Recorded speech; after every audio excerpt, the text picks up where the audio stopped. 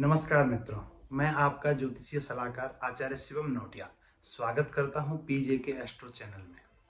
आप अपनी कुंडली का विश्लेषण करवाना चाहते हैं, किसी शुभ मुहूर्त के बारे में जानकारी चाहते हैं, अपनी कुंडली का मिलवान करवाना चाहते हैं या अन्य प्रकार की कोई भी ज्योतिषीय सेवा चाहते हैं, परामर्श चाहते हैं, तो आप हमसे संपर्क कर सकते हैं।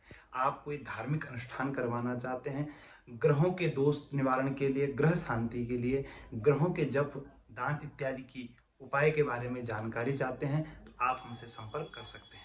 हमारा मोबाइल नंबर है 9368765394। आज हम एक ऐसे रोचक विषय के बारे में जानेंगे जो फलादेश के लिए एक महत्वपूर्ण सीढ़ी है। जब कोई ज्योतिषी फलादेश करना सीखता है तो उसको 3 चीजें बड़ी मुख्य बताई जाती है। यह अगर हम ऐसा कहें कि ज्योतिष फलादेश की स्तंभ है, भाव, राशि, ग्रह। तो इन्हीं तीनों में से आज हमने जो विषय लिया है वह है राशि पर आधारित। मुख्यतः 12 राशियां होती है: मेष, वृषभ, मिथुन, कर्क, सिंह, कन्या, तुला, वृश्चिक, धनु, मकर, कुंभ, मीन। यह 12 राशियां हैं। जिस क्रम से मैंने आपको कहा है, आपने इसी क्रम से इन राशियों को याद करना है और इसी क्रम से ही हमें इसका इस्तेमाल भी करना है। ऐसा नहीं है मेष के बाद हम वृश्चिक लिख दें या वृषभ के बाद हम मीन लिख दें, ऐसा नहीं हो सकता है। मेष के बाद वृषभ, वृषभ के बाद मिथुन। आप थोड़ा सा यह जान लीजिए कि यह राशियां क्या है। हमारा यह आकाश मंडल है, 360 अंश का है। 360 अंश का जो आकाश मंडल है उसमें से 12 स्थान है। एक राशि 30 अंश की होती है।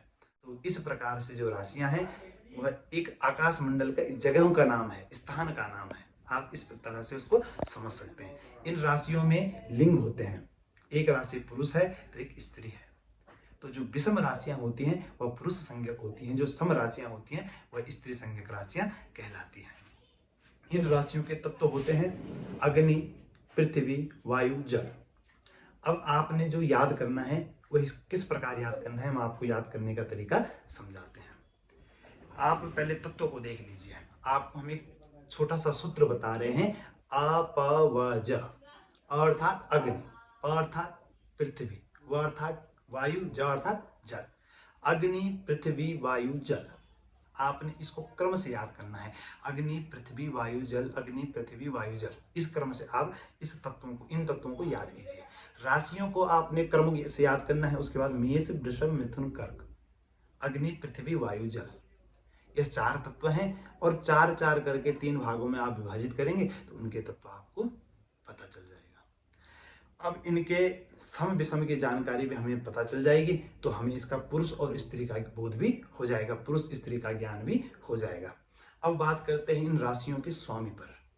इन राशियों के स्वामी हैं, जैसे मेष और वृश्चिक के स्वामी हैं भगवान मंगल, वृषभ और तुला के स्वामी हैं शुक्र, मिथुन और कन्या के स्वामी हैं बुध, कर्क के स्वामी हैं चंद्रमा, सिंह के स्वामी हैं सूर्य। भगवान सूर्य और चंद्रमा एक एक राशि के स्वामी हैं। क्यों? क्योंकि ये राजा हैं ग्रहों के और चंद्रमा रानी है।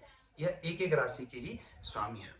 धनु और मीन के स्वामी हैं बृहस्पति, के स्वामी हैं भगवान शनि महाराज। तो आप इन चीजों को भी अवश्य याद कीजिए। दिशाओं के स्वामी होते हैं, राशियां भी दिशाओं का प्रतिनिधि करती है। तो आप इस चीज को भी कैसे याद करेंगे? आप पहले दिशाओं को क्रमशः याद कीजिए, पूरब, दक्षिण, पश्चिम, उत्तर। उसी प्रकार से आपने जो है राशियों को भी याद करना है, मेष, वृषभ, मिथुन, कर्क। इसी प्रकार से आपने जो है क्रम से इन राशियों का उच्चारण करना है और क्रम से ही आपने उन दिशाओं का भी उच्चारण करना है। इस प्रकार से जब आप याद करेंगे तो आपको जल्दी समझ में आएगा। अब राशियां 3 प्रकार की राशियों का विचार किया जाता है। चंद्र राशि, इस राशि से जो है मनोदशा का पता चलता है, व्यक्ति की भावनात्मक शक्ति का पता चलता है, इच्छा शक्ति का पता चलता है। दूसरी होते हैं लग्न, लग्न से हमें उस व्यक्ति की शारीरिक बनावट इत्यादि का पता चलता है।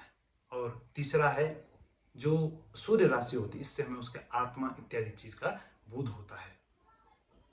तो आपको हमारा यह विषय कैसा लगा?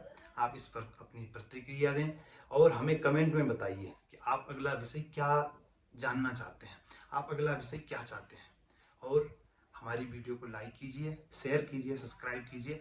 आपके लाइक कमेंट करने से हमारा उत्साहवर्धन होता है और हमें भी और नई नई जानकारियां आप तक पहुंचाने का मन करता है, तो आप हमारी वीडियो को लाइक कीजिए, शेयर कीजिए, सब्सक्राइब कीजिए। जय ज्योतिष, जय सनातन।